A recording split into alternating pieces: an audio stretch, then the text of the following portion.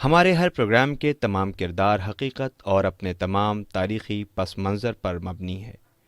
اس میں ہر طرح کے خیالی اور میتھیکل پہلوؤں سے پرہیز کیا گیا ہے، لیکن ویژول سچویشن کے اعتبار سے بعض جگہ پر اسکیچ ٹیکنک سے کام لیا گیا ہے، جو تصوراتی ہوتے ہوئے بھی حقیقت سے بہت قریب ہے۔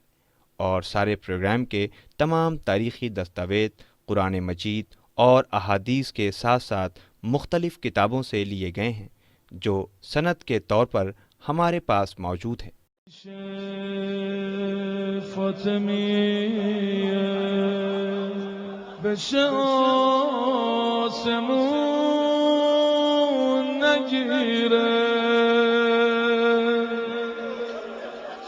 مگه میشه بگی زهرا مگه میشه فاطمیه۔ بسم اللہ الرحمن الرحیم۔ ناظرین السلام علیکم، میں ہوں ذیشان علی۔ ہماری اس خاص پیشکش میں آپ کا استقبال ہے۔ ناظرین، یہ ایام اور یہ دن جو اس وقت منسوب ہیں، جن کا ہر طرف ذکر ہو رہا ہے، ہم آج اس ممدوحہ کا ذکر کرنے جا رہے ہیں کہ جنہیں پیغمبر اکرم صلی اللہ علیہ وآلہ وسلم کی وہ اکلوتی بیٹی کہ جسے رسول خدا صلی اللہ علیہ وآلہ وسلم، اللہ کے حبیب، جو اپنی بیٹی کو نئے نئے القاب و خطابات سے نواز رہے ہیں، کہیں فاطمہ، کبھی زہرا، کبھی عذرا، کبھی راضیہ، کہیں مرضیہ، کبھی صدیقہ، کبھی طاہرہ، کبھی بطول، کہیں زکیہ، اور ام ابیہا کہہ کر کے آپ نے اپنی بیٹی کو یاد کیا ہے۔ کائنات میں کسے ایسی بیٹی ملے گی کہ جیسی پیغمبر اکرم صلی اللہ علیہ وآلہ وسلم کو ملی؟ آپ نے اپنی مختصر سی حیات میں، یعنی 18 سال میں، ایک خاتون کے لیے، ایک عورت کے لیے، ایک بیٹی کے لیے، ایک شریک حیات کے لیے، ایک اچھی ماں کے لیے کیسا ہونا چاہیے، آپ نے ویسا بن کر کے زمانے کو، بلکہ قیامت تک کے آنے والی عورتوں کے لیے آپ نمونے عمل بن گئیں۔ تو ہم انہی بی بی کا ذکر کر رہے ہیں۔ آج ہمارے ساتھ ہمارے اسٹوڈیو میں ہمارے مہمان، جن کے ہم بے پناہ شکر گزار ہیں کہ اپنی مصروفیات میں سے وقت نکال کر کے ہمارے ساتھ جڑے، اور ہم ان کے توسط سے آپ تک میسج اور پیغام پہنچانا چاہتے ہیں۔ ہر طرف مجالس کا دور ہے، ایک سلسلہ ہے، بی بی کا ذکر ہو رہا ہے، تو ہم چاہتے ہیں ٹیلی ویژن کے ذریعے، ہمارے اس چینل کے ذریعے ایک میسج اور پیغام پہنچ پائے۔ مجھے ایک شعر یاد آ رہا ہے، بہت مشہور شاعر ہیں اکبر الہ آبادی، کہ تعلیم لڑکیوں کی ضروری تو ہے مگر خانہ ساز ہو وہ صبا کی پری نہ ہو۔ یہ ایک تحریک تھی علی گڑھ موومنٹ کا، جب انہوں نے یہ اس شعر کو میسج پہنچایا تھا، اور ایک سوال اٹھا تھا بڑی تیزی کے ساتھ۔ قبلہ پر سے پہلے استقبال آپ کا ہم کرتے ہیں۔ ہمارے ساتھ ہمارے مہمان حجت الاسلام والمسلمین علی جناب مولانا سید صفی حیدر صاحب قبلہ، سیکریٹری تنظیم المکاتب۔ تنظیم المکاتب محتاج تعارف نہیں ہے، جو ایک تحریک ہے دیداری کا، بیداری کا، اور لوگوں کو شعور پیدا کرنے کا۔ آپ کا جو مشن ہے وہ یہ ہے سوشلائزیشن، یعنی بچے سب سے پہلے بہت اچھے اچھے سائنٹسٹ، فلاسفر اور سماج کے سلسلے میں سوچنے والے لوگوں نے یہ کہا ہے کہ پہلی درسگاہ ماں کی آغوش ہوتی ہے، بچہ ماں کی آغوش سے ہی سیکھتا ہے۔ تو ماں تک زمانے کے حساب سے کون سا ایسا سیلیبس ہے جو بچوں کو اس وقت بنیادی ضرورت ہے، وہ آپ اسے پہنچاتے ہیں، اور الحمدللہ ہم نے دیکھا اور محسوس کیا ہے کہ گاؤں گاؤں، شہر شہر آپ کی یہ تحریک بڑی تیزی سے پھل پھول رہی ہے۔ ہماری دعا ہے پروردگار اس میں اور کامیابی عطا کرے، تاکہ جو آپ کا مقصد ہے، جو اقدام ہے، وہ آگے بڑھتا رہے۔ میں سب سے پہلے شکریہ ادا کرتا ہوں، آپ ہمارے اسٹوڈیو میں تشریف لے آئے، اور اس وقت ہم نے اس سے پہلے آپ سے ایک پروگرام میں ذکر کیا تھا، جس میں ہم نے ایک اچھی بیٹی کے حوالے سے اور ایک اچھی تربیت کیسے دی جانی چاہیے، اور آج کا بڑھتے ہوئے کرائم ریٹ جو ہو رہا ہے، جس میں عورتیں جس کا شکار بن رہی ہیں، اس پہ آپ نے بڑے اچھے مشورے دیے تھے۔ ہم چاہتے ہیں آج ایک اور جو برننگ ایشو ہے، اس وقت کا بہت بڑا مسئلہ ہے، کہ جسے ٹیلی ویژن پہ بھی جس پہ بحث ہو رہی ہے، اور وہ بحث لوگ کر رہے ہیں، اس کا نتیجہ کتنا نکل پایا ہے، اس سے آنے والے وقت میں کتنا فائدہ پہنچنے والا ہے، یہ وقت بتائے گا۔ مگر دین، جس کے لیے آپ نے پچھلے پروگرام میں کہا بھی تھا کہ دین جو ہے وہ ایک کریٹر نے جسم اور سماج اور سوسائٹی، جو زمین اس نے بنائی ہے، ضروریات کے تحت کب کتنی مقدار ہونی چاہیے، عدالت ہے اس کے اندر۔ تو ہم چاہتے ہیں کہ اس وقت جو ہے وہ ایک اچھی بیوی، ایک اچھا شوہر، ایک اچھا گھر، جس کا ایک ہیلدی ماحول ہو، ہم دیکھ رہے ہیں کہ بڑی تیزی سے شادیاں تو ہوتی ہیں لیکن اس کے بعد طلاق کی سی نوبت آ رہی ہے، اور یہ طلاق کا جو ریٹ ہے بڑی تیزی سے گراف بڑھ رہا ہے۔ کورٹ میں اگر ہم چلے جاتے ہیں دیکھتے ہیں کہ عورتوں کا ایک بڑا مجمع ہے جو طلاق کے لیے پریشان ہے۔ تو آخر ایسے کیا اسباب ہیں کہ شادی کے فوراً بعد طلاق کی سی نوبت آ جاتی ہے؟ بہت ضروری موضوع ہے اور بہت سوچ سمجھ کے فیصلے لینے کا موضوع ہے۔ متعدد اسباب ہیں جو اس وقت آپ کی گفتگو سے فوراً دماغ میں آتی ہیں باتیں میں عرض کرتا ہوں۔ اس وقت کے ماحول میں جو بہت سی خرابیاں پیدا، ان میں ایک خود غرضی ہے۔ جی جب انسان اپنی ذات کو محور بنا لیتا ہے اور دوسروں کو نظر انداز کرتا ہے اور اپنی ہر ضرورت پوری ہونا چاہیے، اس چاہے ہماری چھوٹی سی ضرورت پوری ہونے کے لیے کسی کا بہت بڑا نقصان ہو جائے۔ دین اور زندگی کا نظام کچھ چیزیں جو فطرت میں ہیں کہ مجھے اپنا خیال رکھنا ہی میری فطرت میں ہے، لیکن ہر فطرت کو کہیں نہ کہیں اس کا پر قابو کیا جانا ضروری ہے۔ کھانا بھی میری فطرت میں بھوک لگنے پہ، لیکن اس کی بھی لیمٹس ہیں، کتنا کھانا ہے، کیا نہیں کھانا ہے، کیا کھانا ہے۔ مذہب چھوڑ بھی دیجئے، مذہب چھوڑ کے بھی لیمٹس ہیں اس کی۔ بے شک۔ تو فطرت کے تقاضے زندگی کو باقی اور جاری رکھنے کے لیے ہیں، لیکن فطرت کو بے قابو ہونے سے بچانا یہ بھی ایک ضرورت ہے۔ زندگی میں جتنے مسائل اس وقت پیدا ہیں، اگر آپ غور کریں گے تو اللہ نے ہم لوگوں کو اور ساری مخلوق کو اس کی زندگی کی ضرورت پوری کرنے کے لیے جو طاقتیں دی ہیں، جس میں انسان سب سے آگے ہے، جس کے پاس عقل کی طاقت سب سے بڑی ہے، اس کے علاوہ بھی بولنے کی صلاحیت ہے، دیکھنے کی صلاحیت ہے، سننے کی ساری چیزیں ہیں۔ اگر آپ غور کریں اور تجزیہ کریں تو پوری دنیا میں جتنے مسائل ہیں ان کی جڑ میں دو چیزیں دیکھنے کو ملتی ہیں، شاید سننے والے بھی اتفاق کریں میری بات سے۔ یا تو اللہ کی، خالق کی، فطرت کی دی ہوئی ان طاقتوں کو استعمال میں نہیں لایا جاتا ہے تو پرابلمس آتی ہیں۔ نظر انداز یوز ہی نہیں کیا گیا، کام ہی نہیں لیا جا رہا۔ میرے ہاتھوں میں طاقت ہے، میں ان ہاتھوں سے کھانا اٹھا کھا سکتا ہوں، لیکن اب میں ہاتھوں کو روک کے بیٹھ گیا، نہیں چلاتا ہاتھ، تو کھانا سامنے رکھا پھر بھی بھوکا رہوں گا، نقصان پہنچے گا مجھے۔ جہالت، غربت، بیماریاں جو دنیا کے بڑے حصے پہ چھائی ہوئی ہیں، ان کے پیچھے زیادہ تر یہی مختلف اسباب ہیں، لیکن اس میں ایک بنیادی سبب یہی ہے۔ آپ ہی کی بات مجھے یاد آ رہی، آپ نے کہا تھا کہ ہم جو ہے وہ بچے کو ماں کا دودھ نہ دے کر کے ڈبے والا دودھ دے۔ جی، فیشن میں لگ گئے۔ تو اللہ نے جو طاقتیں اور صلاحیتیں ہمیں دی ہیں، جب وہ بیکار رہیں گی تو بھی مسائل کھڑے ہوں گے، اور جب وہ بے قابو ہو جائیں گی۔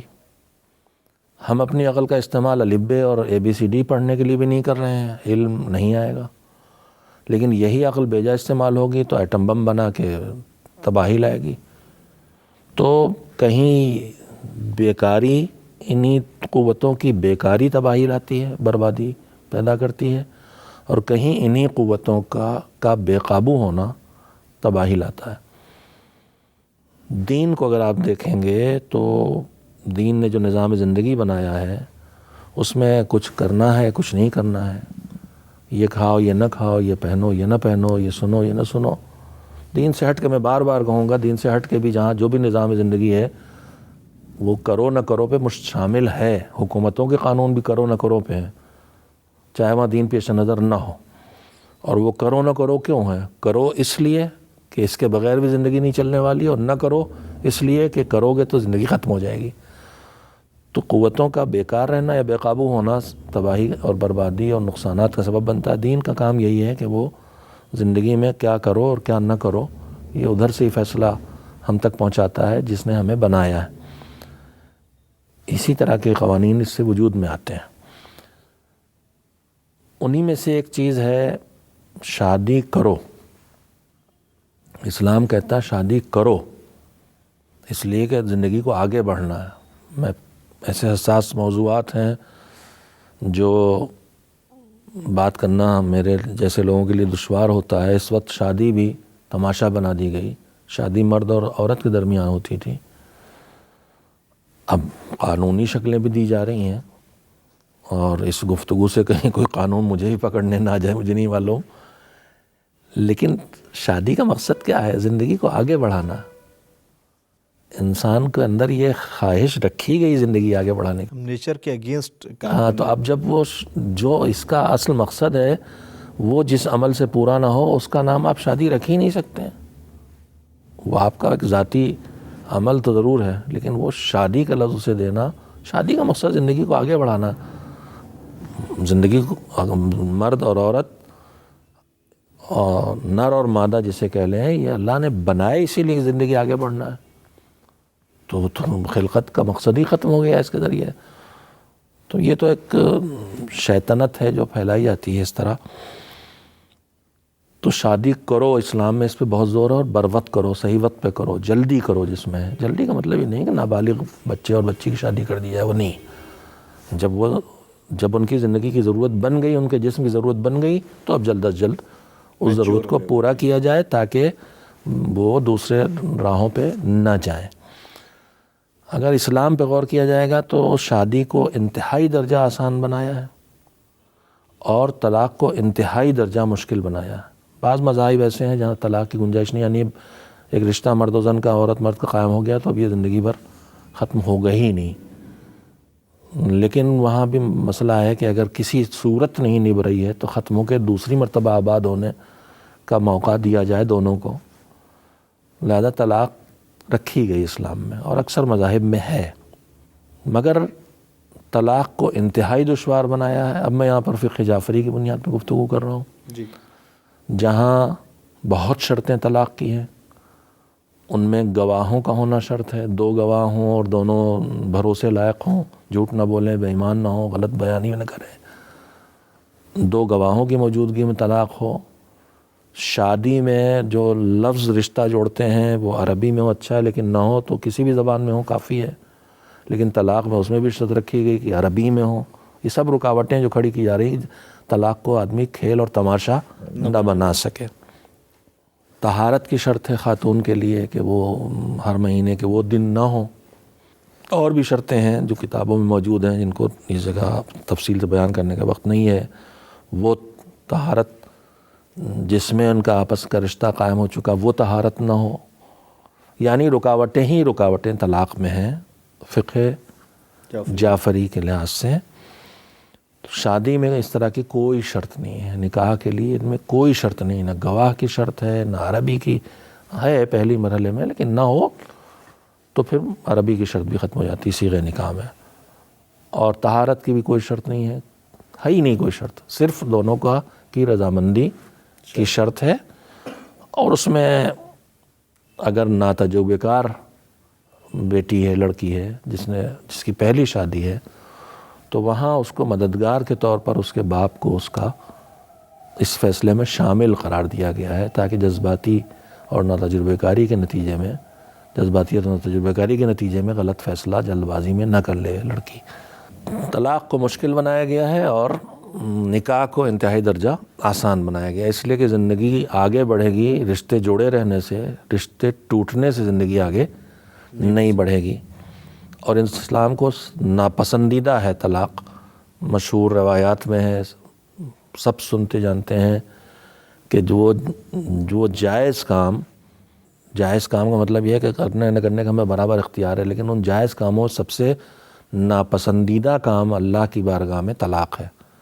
اور روایت یہ بھی کہتی ہے کہ جب کوئی طلاق ہوتی تو عرش الہی لرز جاتا ہے، یعنی ربوبیت کو بھی یہ ناپسند ہے طلاق، اسی لیے اس کو دشوار بنایا گیا ہے.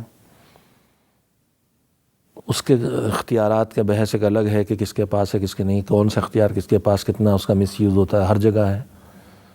لیکن اسباب جہاں سے بات شروع ہوئی تھی، شاید بہت دیر ہو گئی تمہیدی گفتگو مجھ سے کہ نہیں بالکل ڈیٹیل ہے، یہ پہنچنا چاہیے لوگوں تک معلوم ہونا چاہیے. اسباب میں سب سے سمیٹ کے اگر کہا جائے اسلامی نقطہ نظر سے تو اس وقت شادی کے معیار، وہی جو آپ نے سوال کہا تھا کہ انتخاب میں غلطی ہو رہی ہے، غلطی کہاں پر ہو رہی ہے؟ غلطی کئی جگہ ہوتی ہے. کبھی انتخاب میں غلطی ہوتی ہے، کبھی ساتھ زندگی بسر کرنے میں غلطی ہوتی ہے. میں 1-2 باتیں شاید عرض کر سکوں. انتخاب میں ایک بہت بنیادی بات ہے جو اسلام نے سکھائی. اس وقت ہمارے ہاں شادیوں میں انتخاب کا معیار جو ہے وہ چند چیزیں ہیں. شکل و صورت ہے، اس کے بعد پیسہ ہے، کہیں پیسہ پہلے ہے کہیں شکل و صورت پہلے ہے، لیکن یہ دو چیزیں دیکھی جاتی ہیں ضرور۔ پھر تیسرے مرحلے میں تعلیم آتی ہے، بہت سی جگہوں پہ خاندان بھی ہیں، خاندان بھی موضوع ہیں۔ ہمارے کلچر میں، ہم ہندوستانی مسلمانوں میں خاندان بھی بہت بڑا موضوع ہے۔ تو یہ کئی معیار ہیں جو شادی کے بن گئے ہیں: خاندان، پیسہ، شکل و صورت، تعلیم۔ ایک معیار جو سب سے اہم ہے، ان میں سے کسی کو نظر انداز کرنے کی بات نہیں ہے۔ ہم اپنی بیٹی کہیں دے رہے ہیں تو ہمیں دیکھنا ہے کہ وہ اس کے ضروریات زندگی کو وہ لڑکا فراہم کر سکے، اس لیے کہ اس کی ذمہ داری اسلام نے قرار دی ہے۔ لیکن جو اہم ترین بات ہے اس کی طرف دین نے ہمیں متوجہ کیا ہے۔ میں یہاں پہ یاد دلاؤں گا، اکثر دہراتا رہتا ہوں، حضرت حسن مجتبیٰ علیہ السلام سے کسی نے بات کی ہوگی، پوچھا ہوگا، تو امام نے فرمایا کہ جب بھی تمہیں کہیں شادی کرنا ہو اور تمہیں اپنی بیٹی کہیں دینا ہو تو سب سے پہلے یہ دیکھو کہ اس کے دل میں خوف خدا ہے کہ نہیں ہے، تقوی ہے کہ نہیں ہے۔ اگر وہ یہ مانتا ہے کہ کوئی ہے جو اس کی نگرانی کر رہا اور اس کے غلط کاموں پر اسے سزا دے سکتا ہے، اگر اس میں تقوی ہے اور خوف خدا ہے، تو دو ہی صورتیں ہیں، یا تو دونوں میں بنے گی، تمہاری بیٹی اپنے گھر شوہر کے ساتھ نبھے گی، اچھی زندگی بسر ہوگی، مسئلہ ہی نہیں ہے۔ لیکن اگر کسی وجہ سے نہیں بن پاتی ہے، زندگی نہیں بن پاتی، تو بھی اگر اس کے اندر تقوی ہوگا اور خوف خدا ہوگا تو یہ خوف خدا تمہاری بیٹی پر اس کے شوہر کو ظلم کرنے سے، ناانصافی کرنے سے روکے گا۔ تو ایک چیز جو سب سے اہم بات یہ ہے کہ دونوں طرف ہم یہ دیکھیں کہ کوئی ایسا خیال دماغ میں ہے کہ نہیں کہ میری غلطیوں کو باز پرس کرنے والا کوئی ہے، اللہ ہے، گاڈ ہے، بھگوان ہے، جو ہم ظلم کریں گے، چاہے وہ میاں بیوی پہ ظلم کرے، چاہے بیوی میاں کے ساتھ بدسلوکی کرے، دونوں کے دل میں اگر یہ بات کہی ہے کہ کوئی ہے جو دیکھ رہا ہے اور اس پر تمہیں سزا ملے گی، تو یہ وہ چیز ہوگی جو زندگی کو بگڑنے سے بچائے گی اور ظلم سے بہرحال روکے گی۔ کوئی کسی کو جلائے گا نہیں، کوئی کسی کو مارے گا نہیں، کوئی کسی کو بھوکا نہیں رکھے گا۔ میری سمجھ نہیں آتا کیسے لوگ انسان یہ سب کرتے ہیں، کیسے کرتے ہیں، میرے تو تصور سے باہر ہے۔ بہرحال افسوسناک رخ ہے درندگی انسانوں میں۔ درندگی بھی کہنا ٹھیک نہیں، درندے تو اپنی ضرورت بھر مار کاٹ کرتے ہیں، اور وہ بھی شاید اگر بول سکتے تو شکوہ کرتے کہ یہ ان جلانے والوں کو اور ان ظلم کرنے والوں کو درندہ نہ کہو، ہم تو مجبور ہیں صرف کھانے پر اس لیے مارتے ہیں، وہ بلا ضرورت نہیں مارتے۔ بہرحال یہ ایک بنیادی بات ہے کہ رشتوں کے انتخاب میں اس چیز کا سب سے زیادہ ضروری دیکھا جانا ہے کہ اس کے ہاں کہیں کسی نگراں کا، کسی دیکھنے والے کا، کسی صاحب اختیار کا تصور ہے کہ نہیں کہ جو اس کو سزا دے گا۔ یہ اگر سوچ لے گا کہ پولیس سے ہم نپٹ لیں گے، ماں باپ سے ہم نپٹ لیں گے، معاشرے سے ہم نپٹ لیں گے، اتنا ہی مانتا ہے، تو پھر یہ اس لائق نہیں ہے کہ اس کو اپنی بیٹی دو، یا اس لائق نہیں ہے کہ اس کو بہو بنا کے لاؤ، اس لیے کہ یہ ان چیزوں سے نپٹ لے گا تو ظلم ہی ظلم ہے اس کی زندگی میں۔ وہ دیکھو کہ ایمان ہے، تقوی ہے، اللہ کا ڈر ہے، آخرت کا خیال ہے، جزا و سزا کا تصور ہے۔ ایک بنیادی کمی یہ ہو گئی ہمارے ہاں انتخاب میں، اور اس سے مسائل پیدا ہوئے ہیں۔ جو زیادہ ضروری تھا اس کو نظر انداز اہم ترین چیز نظر انداز ہو گئی، باقی چیزوں کو معیار بنا کے ہم چلے جاتے ہیں، پھر یہ دقتیں پیدا ہوتی ہیں۔ اس کے بعد جو زندگی جاری رکھنے میں ایک بنیادی بات، اور بہت سی چیزیں میں عرض کیا کہ اس مختصر سے وقت میں، اور آپ نے پوچھا اور میرے دماغ میں بردستہ آ سکتا ہے، میں وہی کہہ سکتا ہوں۔ اس میں ایک بات عرض کرنا چاہوں گا کہ زندگی جاری رکھنے میں بھی، ساتھ جینے میں جو اہم ترین زندگی کی ضرورت ہے اور جو ہمارے درمیان معاشرے میں غائب ہوتی چلی جا رہی ہے، وہ ہے ایثار، یا دوسروں کا خیال رکھ کے جینا، جس کو میں بار بار خود غرضی کی شکل میں کہہ رہا ہوں۔ دوسرے کا خیال رکھ کے جینا۔ دو الگ الگ زندگیاں ایک ساتھ آئی ہیں، ان میں کہیں نہ کہیں سوچ بھی تھوڑی بہت الگ ہوگی، عادتیں الگ ہوں گی، ان کی اس کو برداشت کرنے کی صلاحیت، ایثار جو ایک اچھا رخ ہے، اور ایک برا رخ یہ ہے کہ ہماری قوت برداشت ختم ہوتی چلی جا رہی معاشرے کی۔ اس وقت جو ٹوٹ رہی ہیں زندگیاں، ان میں جو سب سے نمایاں وجہ میں نے دنیا میں پائی ہے شاید، وہ ہے قوت برداشت کی کمی، فرسٹریشن، قوت برداشت کی کمی، اور اس سے ٹوٹتی ہیں زندگیاں۔ قوت برداشت کی کمی کی وجہ بہت سی ہیں، ماحول دے رہا ہے اس کو، لیکن اس میں بھی ایک چیز ہے جو انسان اگر دماغ میں بسانے کی کوشش کرے، وہ ہے آخرت، وہ ہے اللہ کا ہونا، وہ ہے جزا اور سزا، کہ ہم یہاں کچھ تکلیف اٹھا کے جئیں گے تو آخرت ہماری اس کی اللہ سے ہمیں اس کی جزا ملنا ہے۔ تو زندگی جاری رکھنے میں جو سب سے بڑی رکاوٹ اس وقت مجھے دکھائی دے رہی ہے وہ قوت برداشت کی کمی ہے، اور وہی پیدا کیا جانا ضروری ہے۔ بڑی قیمتی بات آپ نے ہمارے ناظرین کو اور بتاتے خود بتایا کہ ہمیں کیسے کیا وجوہات ہیں جن کی بنا پر ہم اس طرف بڑھ رہے ہیں اور طلاق ہو رہے ہیں۔ ہم چاہیں گے کہ ہمارے ناظرین کو، ہمارے ویورز جو دیکھنے والے پروگرام دیکھ رہے ہیں، اس کو مینیج کرنے کے لیے، چونکہ ایک انون جسے ہم جانتے نہیں ہیں اسے ہم اپنے گھر میں لا رہے ہیں، ایک نئی زندگی کا آغاز ہو رہا ہے، ہم کلچر، لائف سٹائل، ابھی آپ نے بتایا کہ سب چیزیں الگ الگ ہوتی ہیں، اس کو مینیج کرنا، تو کیا ہم چونکہ پیغمبر اکرم صلی اللہ علیہ وسلم کی بیٹی کا ذکر کر رہے ہیں، تو آپ نے اپنی لائف میں، اپنی زندگی میں، اس مختصر سی عمر میں آپ نے اس کو مینیج کرنے کا کچھ نہ کچھ بہرحال طریقہ سکھایا ہوگا اور بتایا ہوگا، وہ کیا ہے ایسا کہ جس سے ہم ان حالات سے کو مینیج کر پائیں اور یہ نوبت ہی نہ آنے دیں؟ میں پھر وہی عرض کروں گا کہ جو زندگی کو آگے بڑھنا ہے، یہ زندگی نہ اکیلے مرد آگے بڑھا سکتا ہے، نہ اکیلے عورت آگے بڑھا سکتی ہے، شروع بھی نہیں ہوگی، چلے گی بھی نہیں۔ بے شک۔ جناب آدم جب تک اکیلے رہے، جب جناب حوا آئی ہیں تو انسان نسل آگے بڑھی ہے، اور پھر وہ چلی بھی اسی سے ہے۔ اب وہ بے سبب کی بحثیں بہت ہیں کہ اس کو اونچا، مرد کو ڈومینیٹڈ ہے کہ مردوں کے ہاتھ میں سوسائٹی رہی ہے، دونوں کی زندگی ساتھ شروع ہوئی تو مرد کیسے حاکم کب بن گیا؟ پہلے دن سے ہی یا بعد میں بنا؟ اس طرح کی باتیں کی جاتی ہیں کہ سب نظام مردوں کے بنائے اس لیے عورتوں کے خلاف ہیں، یہ سب سکھاتے بھی مرد ہیں، میری بہنیں برا نہ مانے، لیکن وہ مردوں ہی سے سن کے دہراتی ہیں۔ ایسا کچھ نہیں ہے، دین کا نظام اللہ کا بنایا ہوا ہے۔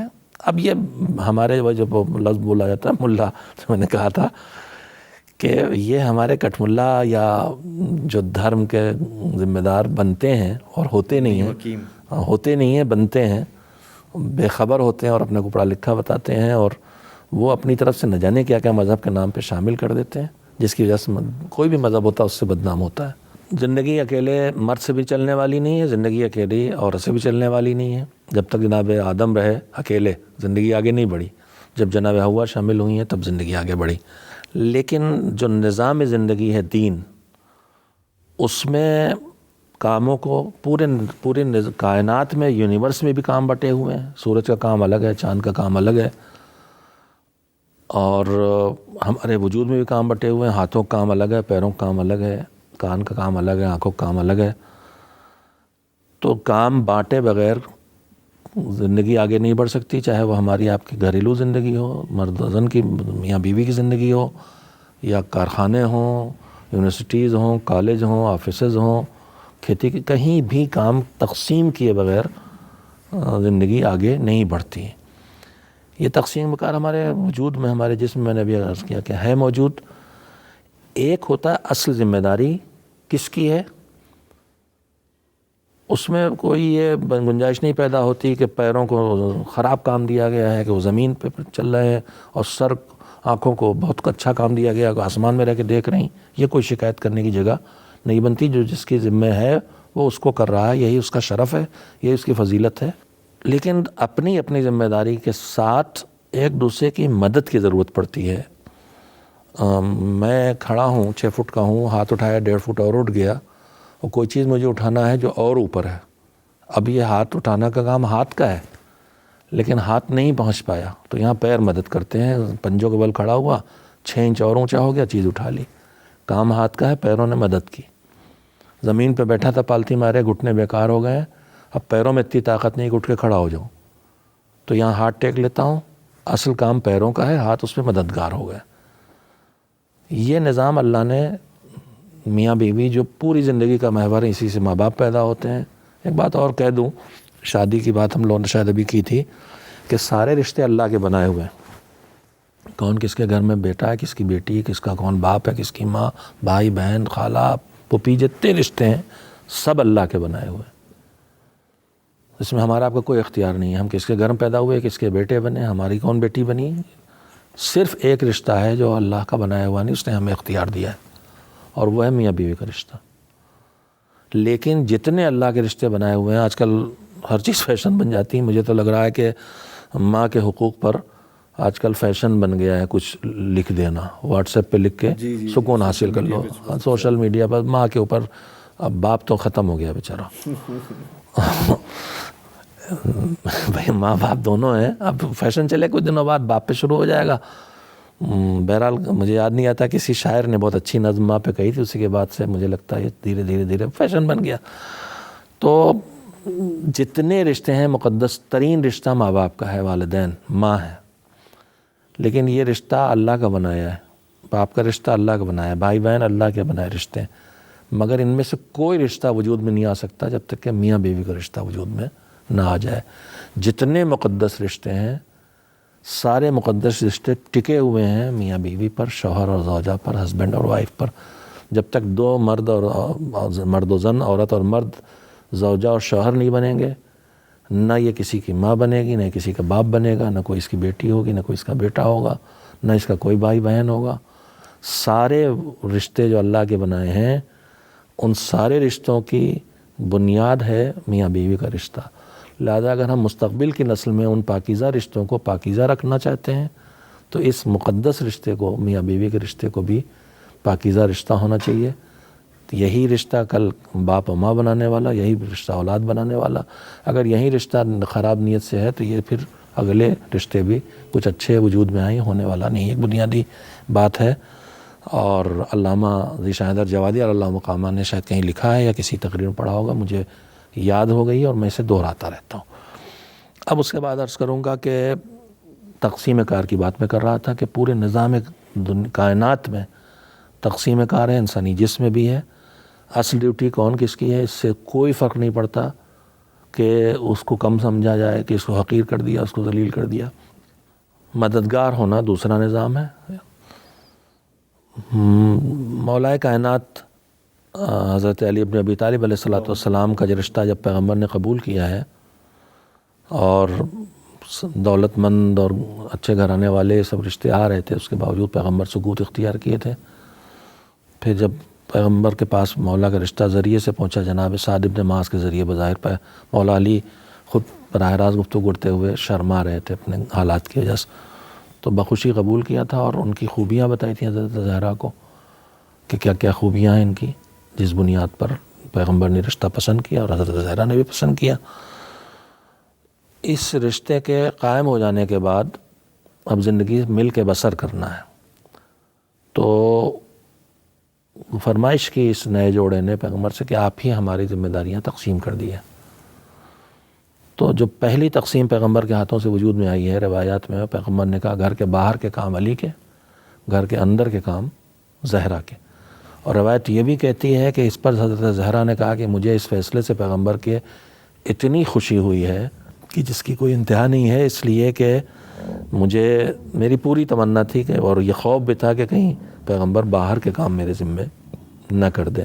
تو بی بی زہرا نے خود حجاب کو اور بہت زیادہ معاشرے میں جا کے ذمہ داریاں ادا کرنے والی ڈیوٹیز کو اپنی پاکیزہ فطرت کے ذریعے پسند نہیں کیا تھا۔ اور میں پھر وہی کروں گا، ڈیوٹی ہم سمجھتے ہیں باہر جا کے روزی کمانا زیادہ بڑا کام ہے، اس سے بہت بڑا کام گھر میں رہ کے اگلی نسل کو صحیح طور پر پالنا ہے، لیکن اس کو کم سمجھا جاتا ہے، بد نصیبی ہے۔ آج کل ہر چیز کے پیسوں سے حساب لگایا جاتا ہے۔ ابھی کوئی 1 سال 2 سال کے اندر میں نے کہیں واٹس ایپ پہ گھومتے دیکھا تھا کہ ایک خاتون خانہ گھر میں رہ کے جو کچھ کرتی گھر چلانے کے لیے، اس گھر چلانے کے کام کے اگر قیمتیں طے کی جائے مارکیٹ سے تو وہ لاکھوں ڈالر، امریکہ وغیرہ کہیں کا کیلکولیشن تھا کہ لاکھوں ڈالر سالانہ وہ تنخواہ بنتی ہے۔ تو اگر پیسے ہی سے کسی چیز کی ویلیو نکالی جا رہی ہے تو یہ زیادہ بڑا کام ہے۔ سی او صاحب جو باہر کما رہے ہیں اس سے زیادہ پیسہ یہ گھر کے اندر بچا رہی ہے، کما رہی، جو ہی چاہے کہہ لیے۔ تقسیم کار پیغمبر نے کیا، گھر کے باہر مرد، گھر کے اندر عورت اور جسمانی ساخت اور طاقتیں اور اعضاء کام انجام دینے کی صلاحیتیں یہ بھی اگر دیکھی جائیں گی. اب عورت کو تو اس وقت ایئر لائن میں فیشن بن گیا ہے اور وہ بکسے صندوق اور وہ بھی اٹھا رہی ہے، لیکن دونوں کے جسم کے میں جو فرق اللہ نے رکھے ہیں، ذمہ داریاں دونوں کی الگ الگ رکھی تھی، اسی لیے وہ صنف نازک کہلاتی ہے. وہ ہے، وہ پہلوانی کے لیے نہیں پیدا کی گئی. مولا علی نے کہا ہے کہ وہ قہرمانہ نہیں، وہ پہلوانی، اب تو اسے کشتی بھی لڑوائی جا رہی. تو ذمہ داریاں الگ اللہ نے رکھی ہیں، اسی اعتبار سے دونوں کی ساخت میں بھی فرق رکھا ہے اور اسی حساب سے ڈیوٹیز بانٹی ہیں. تو پیغمبر نے بھی کہا گھر کے باہر کا کام علی، گھر کے اندر فاطمہ. لیکن جب ان دونوں کی مشترکہ زندگی بسر ہوئی تو یہ نہیں تھا کہ باہر کا کام ہے تو تم ہی کرو گے علی، میں نہیں کروں گی، اور گھر کے اندر کا کام ہے تو تم ہی کرو گی فاطمہ، میں نہیں کروں گا. روایت کہتی ہے کہ پیغمبر آئے، گھر میں داخل ہوئے تو دیکھا حضرت زہرا تنور کے پاس یا جہاں کھانا پکتا وہاں کچھ کر رہی، اور مولا علی، مشہور واقعات ہیں، مولا علی بیٹھے ہوئے، شاید اس دن مسور پکنا تھی تو مسور کی چن رہے ہیں، صاف کر رہے ہیں. تو پیغمبر بہت خوش ہوئے، یعنی مولا علی ہاتھ بٹا رہے تھے حضرت زہرا کے کام میں. اور یہ بھی روایت کہتی ہے کہ مولا علی میدان جنگ میں جانا، لڑنا، دشمن کا مقابلہ کرنا، ڈیفنس کرنا، بچانا، یہ ان کا کام تھا. واپس آئے تو تلوار کو دھو کے صاف کر کے رکھا جانا ہے. کام تو علی کا ہے لیکن یہ کام حضرت زہرا کرتی تھی سلام اللہ علیہا. اسی طرح سے ولی اور حاکم اور امام پیغمبر ان کو بنا کے گئے تھے. وفات پیغمبر کے بعد جب اس طرف امت نے توجہ نہیں دی ہے تو رات کی تاریکیوں میں حضرت زہرا مولا علی کی مدد کے لیے نکلی ہیں اور انہوں نے انصار کے گھر گھر پہ جا کے یہ کام کیا ہے جو دراصل مولا علی کا کام، اس میں ہاتھ بٹایا ہے. تو ذمہ داریاں تقسیم ہوں، حیات پیغمبر میں تقسیم جس طرح ہوئی تھی وہی بہتر ہے. جیسے پیغمبر نے اپنے داماد اپنی بیٹی کے درمیان تقسیم کی ہے، اس سے بہتر کوئی تقسیم ہوتی تو وہی تقسیم پیغمبر نے کی ہوتی. لہذا اسی طرح تقسیم ہو، اور پھر اس ذمہ داری تقسیم ہونے کے ساتھ جو دوسرے کے ساتھ ہاتھ بٹانے کا مزاج ہے وہ مزاج ان دونوں سے سیکھا جائے تو انشاءاللہ گھر بسے رہیں گے، نہیں اجڑیں گے. بہت بہت شکریہ آپ کا.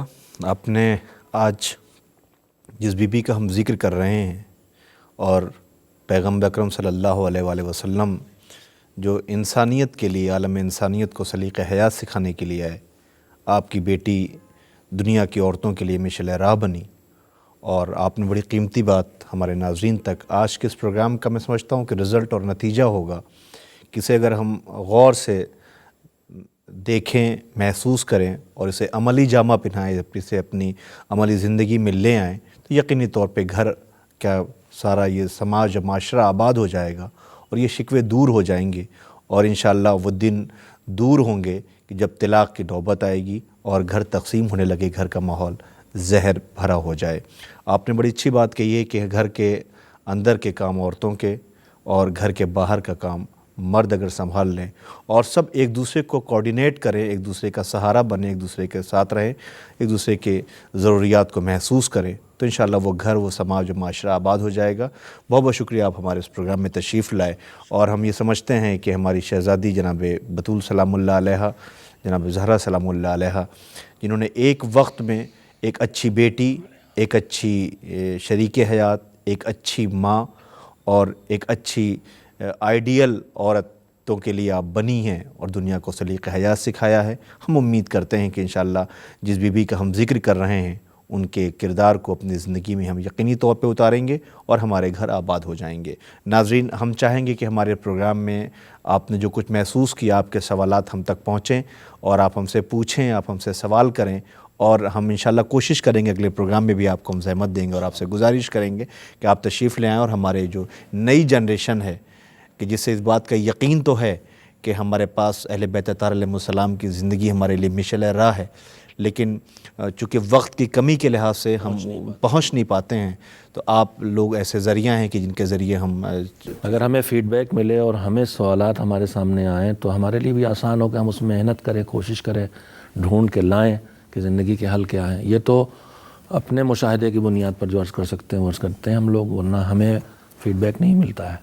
بہرحال یہ ایک شکوہ ہے جو آپ نے سنا کہ آپ سوالات کریں، آپ پوچھیں تاکہ اس کے نتائج ملیں، اور انشاءاللہ ملیں گے. اسلام کا کوئی ایسی تربیت ہمارے پاس جو فقہ جعفری ہے اس میں کوئی ایسی چیز چھوٹی نہیں ہے کہ جو ہمیں بتائی نہ گئی ہو.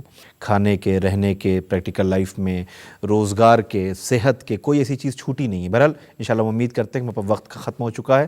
ہمیں اشارہ کوارڈینیشن ٹیم کر رہی ہے کہ پروگرام کو ہم سمیٹیں، تو ہم چاہتے یہ ہیں ایک بار پھر آپ کا شکریہ ادا کرتے ہوئے کہ آپ تشریف لائے ہمارے اسٹوڈیو میں اور آپ نے وقت دیا. انشاءاللہ ہماری ملاقات ہوگی، تب تک کے لیے خدا حافظ.